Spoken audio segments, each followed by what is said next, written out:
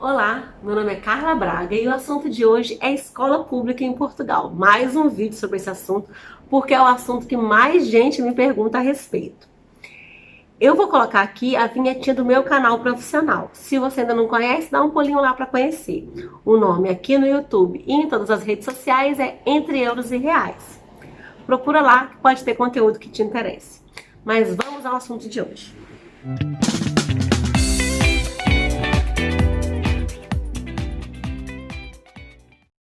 Antes de começar, um aviso. Esse canal é um canal pessoal em que eu divido com os meus amigos, parentes e com pessoas que eu não conheço ainda a minha experiência em Portugal.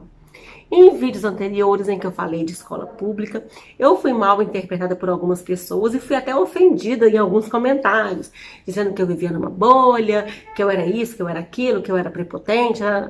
Eu estou falando a minha experiência. A minha experiência pode ajudar você que está aí no Brasil e que ainda está planejando vir para cá, que tem uma série de dúvidas em relação a como é que é a vida aqui.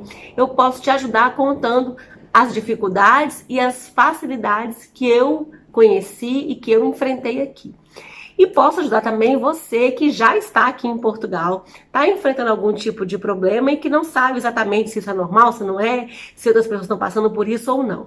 A minha intenção é dividir a minha experiência com a minha família, com os meus amigos e com as pessoas que possam se beneficiar desse conteúdo. Eu não estou ditando regra para ninguém e não estou generalizando, dizendo que todas as escolas são do mesmo jeito, todos os professores são do mesmo jeito, enfim. Eu estou contando a minha experiência. E eu posso contar com base no que eu vivi no Brasil. Eu morei em 2 cidades do Brasil, morei em Brasília e morei no Rio de Janeiro. As minhas filhas nasceram no Rio de Janeiro, então a realidade de escola mais recente que eu tenho é das minhas 2 filhas. Além disso, eu fiz mestrado na área de educação. Então, como o mestrado abrangia professores de curso superior, como eu era, e também professores de ensino médio, de ensino fundamental, eu tive a oportunidade de trocar experiências a respeito das escolas públicas e privadas no Brasil com uma série de professores. Então, eu posso falar das experiências que eu tive, não é regra geral, não vale para todo mundo, ok? Vamos lá, hoje eu vou falar de um tema bem específico, como vocês já devem ter visto aí no título, que é a escola pública em Portugal na educação infantil. Uma das minhas filhas cursou educação infantil no ano letivo 2019-2020 e vai começar o ensino básico a partir agora do ano letivo de 2020-2021, que começa na próxima semana. Então, eu vou contar a respeito da minha experiência com a educação infantil que nós encaramos aqui em Portugal. Quando eu estava providenciando a documentação para vir para Portugal, me disseram que eu não precisava apresentar nenhum documento da minha filha da escola do Brasil, porque como ela tinha... Na época que ela chegou aqui, ela fez 5 anos aqui na primeira semana morando em Portugal, ela ainda não estava na idade obrigatória aqui em Portugal, então ela nem precisava ter histórico da escola anterior. A idade obrigatória para o ensino aqui em Portugal é a partir dos 6 anos. No entanto, como ela tinha cursado uma escola anterior lá no Brasil, eu trouxe a documentação da escola em que dizia em que estado de desenvolvimento ela estava, enfim, porque caso a escola requeresse, solicitasse, eu apresentaria. Eu acabei até apresentando, embora não tenha sido solicitado esse documento. Ok? Lembrando que tudo que você tiver que trazer para Portugal deve ser apostilado. Um documento puro e simples que vem do Brasil, para ele ter validade em Portugal, ele tem que ser apostilado no Brasil. Apostilamento de AIA. Então, uma etiquetona bonita, grande. Que colocam nos documentos que vêm de outro país para que eles sejam considerados válidos aqui no país. Ok, eu trouxe a documentação apostilada, efetuei a matrícula. É sempre importante vocês ficarem atentos ao prazo de matrícula. Como as aulas aqui começam em setembro, normalmente as matrículas acontecem em junho ou julho. Normalmente final de junho, começo de julho, por aí. Então, fiquem atentos quanto ao prazo de matrícula da região onde você vai morar. Procure o agrupamento da região onde você vai morar, de modo que você verifique qual é o calendário escolar daquele ano letivo e possa fazer a matrícula no período oportuno. Porque fazer a matrícula fora do prazo é sempre pior, porque você pode não conseguir vaga nas escolas que deseja, ou pode, numa situação ainda pior, acabar tendo que ir para outro agrupamento. Essa regra tem que ser observada. Então, procure fazer no período correto de matrícula. Traga a documentação exigida. Normalmente, eles exigem um documento de identificação da criança. Se ela já estiver cadastrada no sistema de saúde, você tem que apresentar o número de utente. Se ela não tiver, assim que você cadastrar no sistema de saúde, você tem que apresentar isso para a escola.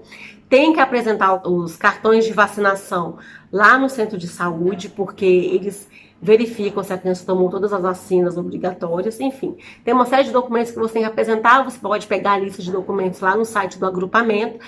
Esse ano a matrícula foi toda feita online, a gente fez tudo online, só os pais que não conseguiram acessar que fizeram presencialmente. Porém, no ano passado, quando eu cheguei, a matrícula foi presencial. Eu tive que me dirigir ao agrupamento de escolas do concelho onde eu moro, da freguesia onde eu moro, para poder requerer a matrícula.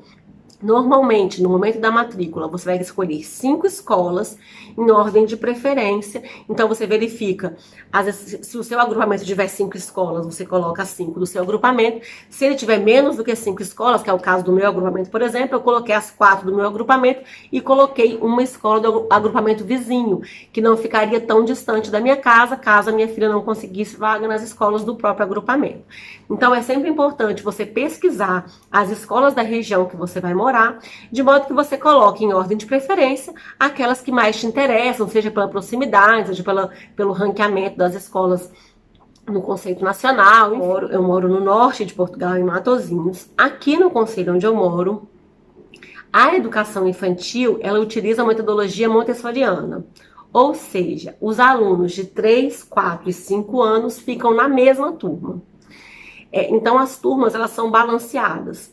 Por exemplo, na escola da minha filha, havia 3 turmas de pré.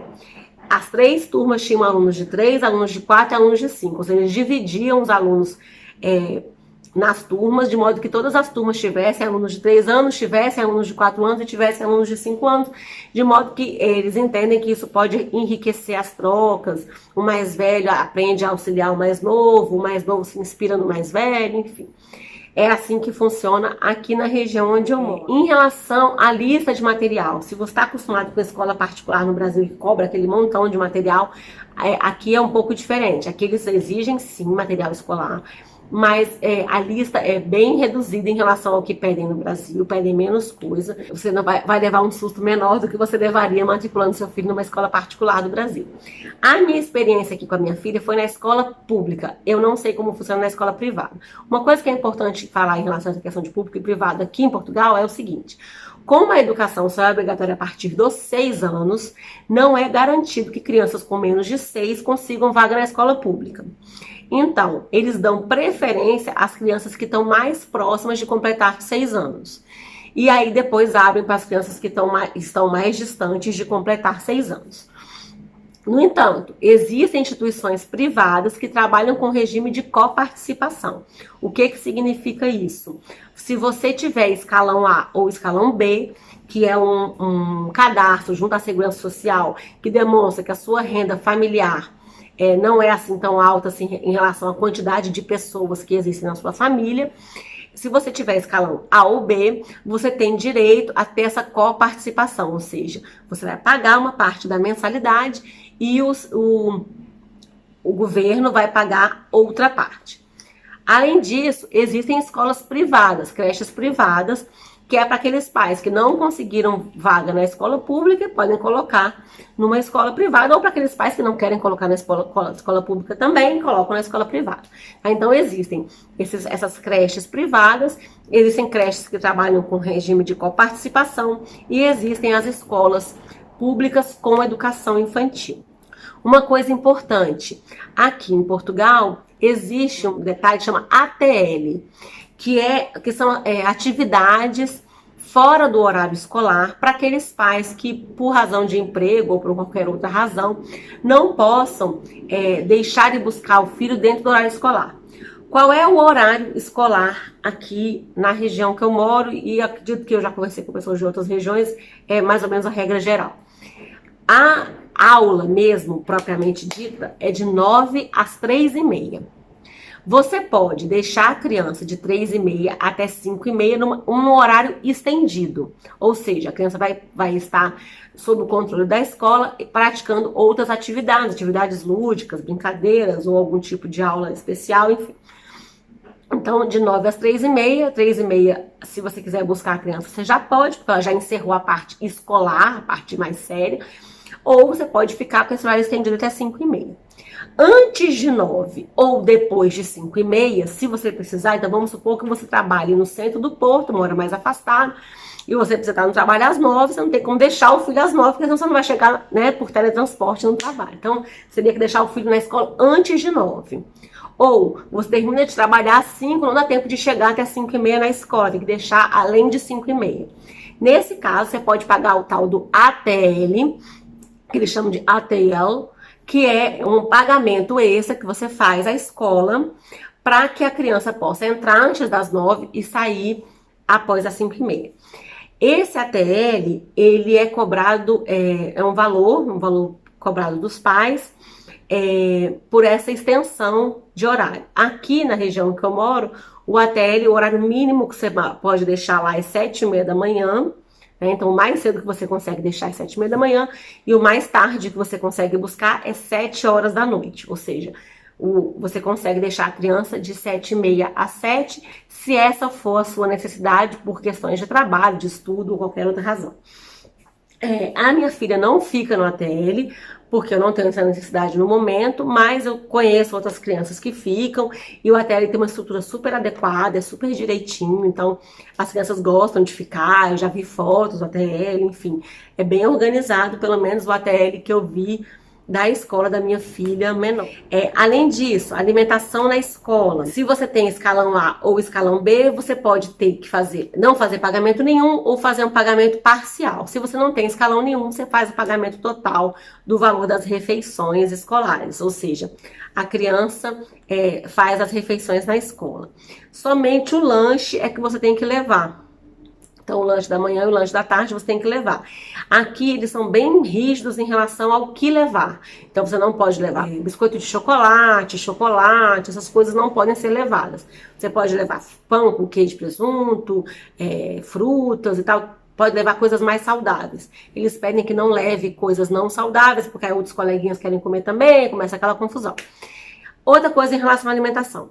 A alimentação, o almoço na escola é composto de sopa, prato principal, fruta e água. Ou seja, a criança toma sopa, depois ela come o prato do dia, que pode ser arroz com peixe, salada, legumes com macarrão, não sei o que, enfim, e depois ela come uma fruta e bebe água, é isso, tá? Eles não permitem que a criança não tome a sopa. Ou seja, a criança tem que tomar sopa. Então, se você está vindo aqui para Portugal e o seu filho ainda não tem hábito de tomar sopa, não gosta de sopa, procure fazer sopa em casa para ele já ir se acostumando, porque na escola ele vai ter que tomar. Uma outra questão, a criança pode trazer comida de casa? Na escola da minha filha eu nunca perguntei, mas eu tenho uma amiga que tinha uma filha que não gostava da comida da escola, e ela perguntou na escola se a filha poderia levar comida de casa. A escola falou que podia, mas que eles não se responsabilizam por esquentar. Eles não têm estrutura para esquentar, porque não tem micro-ondas, não teria como usar o fogão para esquentar a comida só de uma pessoa, enfim. Então ela teria que levar algo que ela pudesse comer frio. Então eu sugiro que você não faça isso, né? Você acostume seu filho a se adaptar à alimentação da escola. O cardápio das refeições da semana é sempre divulgado na segunda-feira, então você vai lá no mural, vê lá quais são os alimentos de cada dia. Normalmente tem pelo menos um dia que é peixe ou algum outro fruto do mar, choco, polvo, lula. E tem dia que é carne, tem dia que é frango, enfim, é bem variado. Mas normalmente tem 1 ou 2 dias de peixe ou frutos do mar. Então, se seu filho também não está adaptado a esse tipo de alimentação, é bom você ir acostumando o paladar dele. As minhas filhas no Brasil estudavam numa escola em período integral, então elas já estavam acostumadas a fazer as refeições na escola. Então elas não estranharam nada, porque o cardápio, inclusive, é um cardápio até relativamente semelhante, tirando que lá não oferece lula, essas coisas, porque não é hábito, né, nosso brasileiro de oferecer esse tipo de alimento na escola. Mas em relação a legumes e folhas e tal, e macarrão, arroz, feijão, batata, enfim, tudo isso é bem parecido com o que elas já estavam acostumadas a consumir no integral. Então, não foi nenhuma adaptação assim muito diferente. Só que assim, a sopa que elas não estavam acostumadas, mas elas até gostam. Uma gosta menos, mas acaba tomando. A outra gosta mesmo. A outra, inclusive, prefere a sopa do que a comida, porque a comida não é lá grande coisa. Ela até prefere a sopa, às vezes repete a sopa para poder comer menos. Mas tudo é uma questão de adaptação. A alfabetização. A alfabetização, ela ocorre aos 6 anos. Então, ela ocorre no primeiro ano. A minha filha só aprendeu na pré-escola, aqui em Portugal, as letrinhas. Não aprendeu nem sílabas ainda, nada disso. A alfabetização realmente acontece aos 6 anos. O máximo que ela aprendeu foi aquele negócio de separar sílabas, assim, casa, né? Aquele método de bater palminha. Amarelo. Aí isso ela aprendeu. Mas assim, saber que o C com A é o K, isso ela não aprendeu na pré-escola. A alfabetização, de fato, é no primeiro ano, aos 6 anos. Existe na escola um acompanhamento bem intensivo com essas crianças que estão indo para o primeiro ano, ou seja, na pré-escola, os mais velhinhos, a turma mista, né, de 3, 4 e 5 anos, eles acompanham de forma bem atenta os mais velhinhos que vão passar para o primeiro ano no ano seguinte, para verificar se a criança realmente tem preparo emocional, intelectual, enfim, para acompanhar a turma de primeiro ano. E aí, em caso de necessidade, chamam os pais na escola, conversam, enfim. Há um acompanhamento bem próximo, eu achei bem interessante. A escola da minha filha de educação infantil era uma escolinha ótima, eu gostei muito, era uma escola pública. Eu gostei muito da professora, eu gostei muito dos auxiliares, foi um ano muito legal. Inclusive a professora foi super bacana com os filhos de estrangeiro. Na escola tinha outros estrangeiros também de outros países, países da Europa, países da África e também outras pessoas do Brasil. Então tinha vários estrangeiros na turma. A professora fez uma integração desses pais com a cultura portuguesa e das crianças portuguesas com a cultura desses países. Então ela convidou os pais que eram oriundos de outros países e conversarem com os alunos, contarem como é que era seu país de origem. Então eu tive a oportunidade de ir lá à escola, passar 1 hora com a turminha da minha filha, mostrar fotos das praias do Brasil, mostrar fotos das comidas típicas do Brasil, falar como é que era o calor do Brasil, como é que eram as cidades, onde é que foi que a Júlia nasceu. Enfim, eu tive a oportunidade de dividir um pouco do Brasil com as crianças e foi super interessante. As crianças pequenininhas fizeram várias perguntas, tiveram várias curiosidades. Eu achei engraçado porque elas acompanham muitos youtubers do Brasil, então elas conhecem um pouco do Brasil, falam usam algumas expressões, algumas gírias brasileiras, de tanto ver canais de YouTube, Lucas Neto, Luluca, não sei o quê. Então eles estão muito influenciados pela nossa cultura brasileira e foi super positivo. A minha avaliação em relação à educação infantil pública em Portugal, aqui no norte, na região que eu moro, é positiva. Espero que tenha sido útil para você. Se você gostou, deixa seu comentário, dá seu like, assina o canal, faz tudo isso que você já sabe que tem que fazer. E até o próximo vídeo.